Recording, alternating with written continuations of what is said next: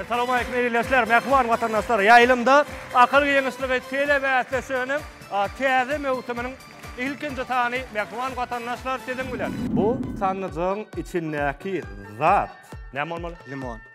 Döwran bolmaly, topar başyna gidýär. No, basaýmaly kelin da. Bular köne möjük. Rim papasy Pavel IV bu günü bütün dünya parahatçılık günü deyip bellemegi teklif etdi. Bu bayramçılık dünyada bellenilip geçirilýär. 1 iyun. 1 iyun. Kabul edýär. Sanlyk öz tejribesine görä bir näse geňen zatlar içinden çykarýar. Imäge heterlice 11 gat ak donluca. İçine keleme. Näme bolmaly? Soğan. Soğan. Awa. Bu sizin pikiriniz. Awa. Kabul edýär. Al ne diýär?